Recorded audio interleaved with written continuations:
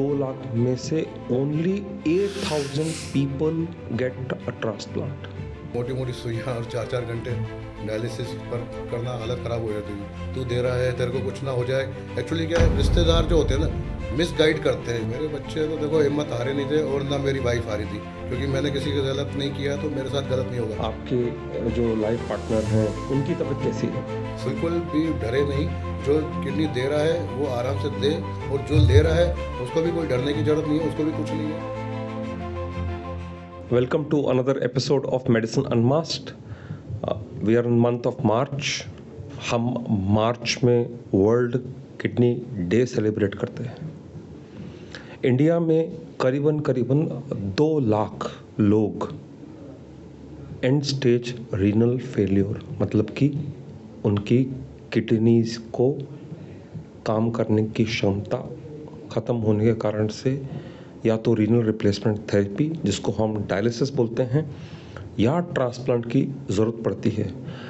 But केवल उन 2 लाख में से only 8,000 people get a transplant. It's a very small number, but आज हमारे साथ में we are lucky to have Ashok ji with us. Ashok ji ने 2 साल पहले ट्रांसप्लांट कराया and I think he is been lucky. So हम आज उनकी जर्नी के बारे में बात करेंगे। तो अशोक जी नमस्कार। नमस्कार। तो फर्स्ट टाइम जब आपको पता चला, कैसे पता चला कि आपकी किडनी की बीमारी है? एक्चुअली मेरे को क्या है, बीपी हाई रहता था मेरा, तो मैं काफ़ी दवाएं ले रहा था। एक बार डॉक्टर ने कहा आप इसकी जांच करवाओ, तो मुझे आज से 7 साल पहले जैसे मुझे पता चला था, तो मैंने उस टाइम बीपी की कराई थी जांच। उसके उस टाइम यानी किडनी की आ गई थी, तो उसमें मेरा उस टाइम 3 पॉइंट पे आ गया था क्रेटनाइन। तो उसके बाद मैंने थोड़ी परहेज करना चालू कर दी। वैसे भाई हरी सब्जियां, पालक, पत्तेदार दालें मेरे को पता है, जो जो चीज़ें बंद कर दी।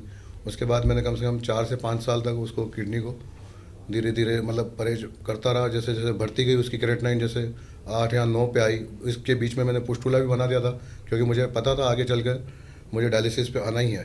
तो मैंने इससे 6 महीने पहले ही पुस्टूला बनवा लिया था हाथ में, क्योंकि एंड टाइम पे जो अपन बनवाते हैं पुस्टूला, तो वो क्या है, या तो यहाँ पे गर्दन पे लगता है या नीचे जांघ पे लगता है डायरेक्ट।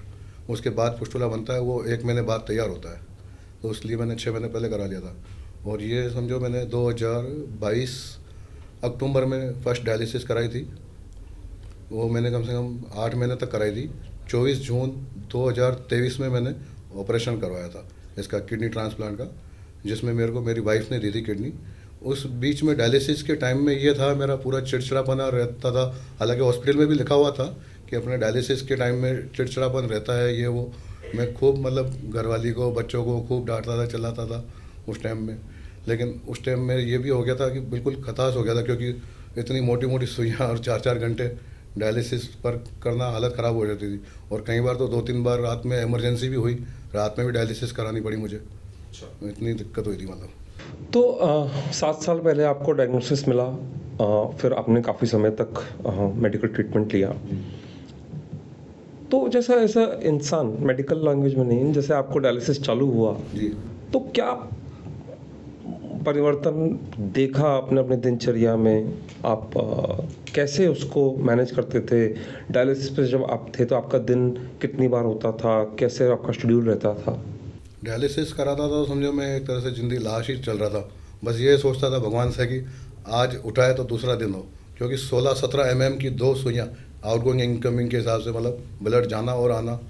तो वो 4-4 घंटे बेड पे लेट रखना, भाई साहब किसी के मतलब नॉर्मल आदमी के किसी के बस की है नहीं।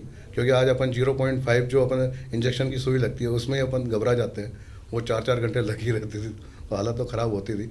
और अभी मैंने किडनी ट्रांसप्लांट कराई है, मेरी वाइफ ने मुझे दी है। अब मेरा जीवन बिल्कुल ऐसे लग रहा है मैं जैसे कुछ था ही नहीं, जैसे बिल्कुल निष्फिक्र है। और इसमें कोई डरने की कोई बात नहीं है। अगर कोई कराना भी चाहता है कि किडनी ट्रांसप्लांट, तो अगर जो दे भी रहा है तो उसको भी कोई डर नहीं है। एक ये सिर्फ लोगों के बीच में रहता है, तू दे रहा है, तेरे को कुछ ना हो जाए। एक्चुअली क्या है, रिश्तेदार जो होते हैं ना, मिसगाइड करते हैं। जो देने वाला है वो डर जाता है बीच में। ऐसा कुछ भी नहीं है।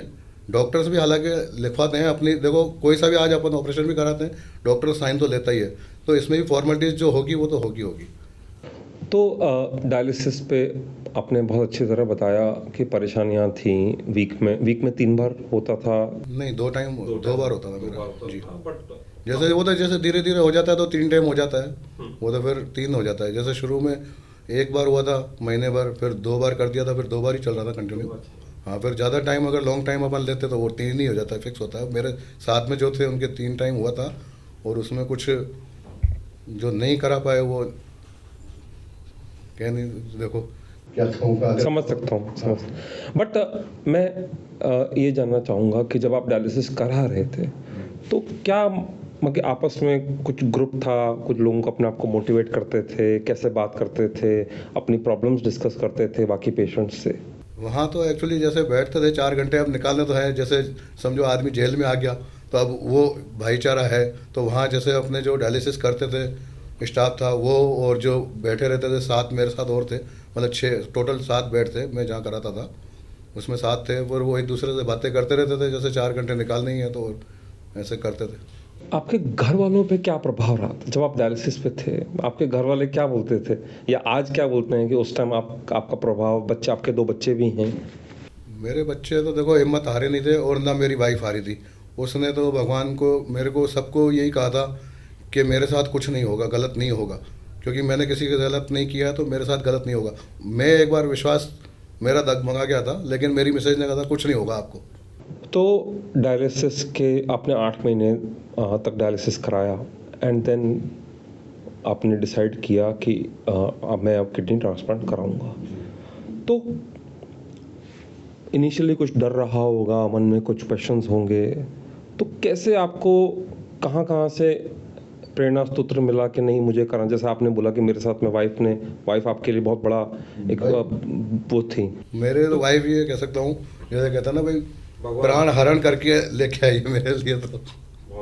जी। तो फिर कैसे डिसीजन लिया, क्या प्रोसेस था आपने? क्योंकि मैंने कुछ लोगों से जब बात करता हूँ तो जैसा आपने बोला लोग डर जाते हैं। इसमें डरने की, देखो आज एक बात हो, आज पथरी होती है किसी को, कोई छोटे मोटे ऑपरेशन होते हैं तो कराते ही है ना नॉर्मल, ये भी उसी तरह का है। बस इसमें थोड़ी सी आपको, जो शुरू में आप ऑपरेशन कराते हो उसमें आपको 3 से 4 महीने का परहेज करना है बस, उसके बाद आप नॉर्मल लाइफ में आ जाओगे, ऐसी कोई दिक्कत नहीं है। तो जब डायलिसिस के बाद में ट्रांसप्लांट का डिसाइड किया तो ये बहुत लीगल पेपर वर्क के थ्रू होता है, तो इस पेपर वर्क में क्या क्या चीज़ें करनी पड़ी?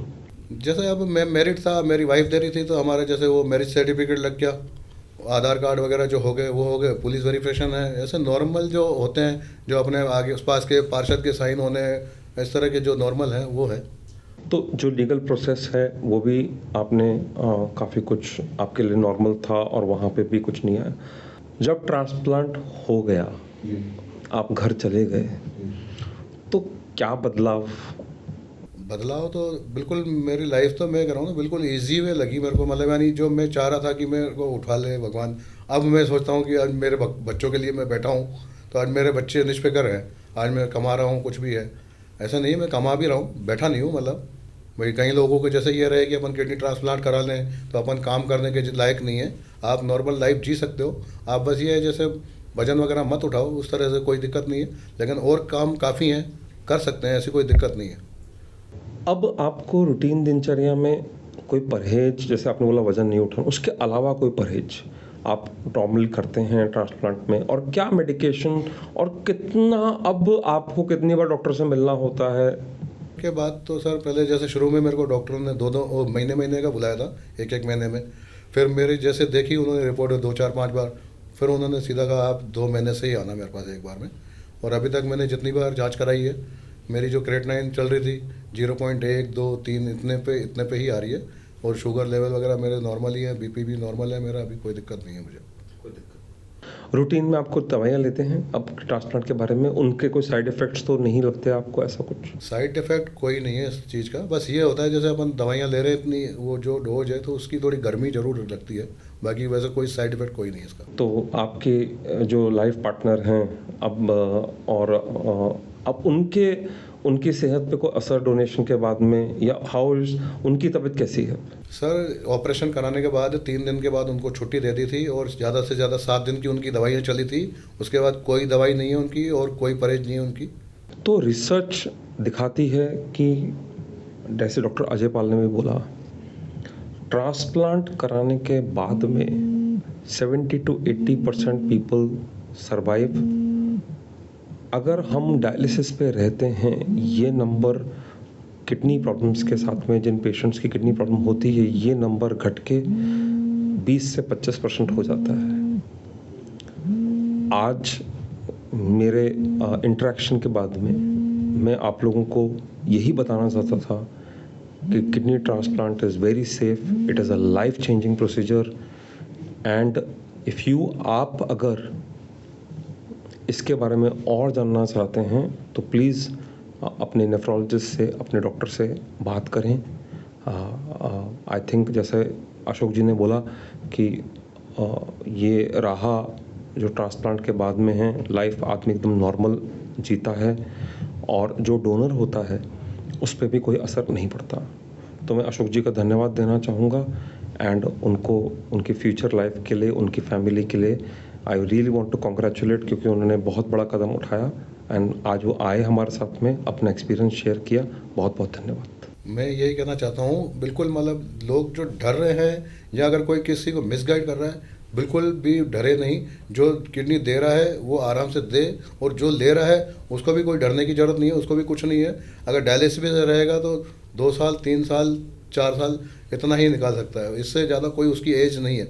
तो इसलिए अगर अपन को लेना ही है निर्णय, तो अपन आज ही प्रोसीजर चालू करेंगे तो आज ना हो जाएगा, महीने 2 महीने। और इसमें आज ऐसा नहीं है कि ब्लड ग्रुप नहीं मिल रहा है, तो प्लाज्मा का भी है, काफ़ी है। डॉक्टर्स के पास आप जाओगे तो सारी चीज़ है, लेकिन आपको बढ़ना पड़ेगा, कदम आपको बढ़ाने पड़ेंगे। डॉक्टर्स खुद आपके पास नहीं आएंगे घर चल के। मैं तो यही कहूँगा, जो चल रहे मेरे भाई लोग या बहनें अगर डायलिसिस पे, तो मैं उनसे हाथ जोड़ के यही निवेदन कहूँगा, मेरा खुद का मैं बता रहा हूँ एक्सपीरियंस, कि कोई दिक्कत नहीं है और ना डरें कोई भी। सो डरे नहीं, लड़ें, होप इज़ देयर, आशा की किरण हम लोगों के आसपास ही है। Thank you very much.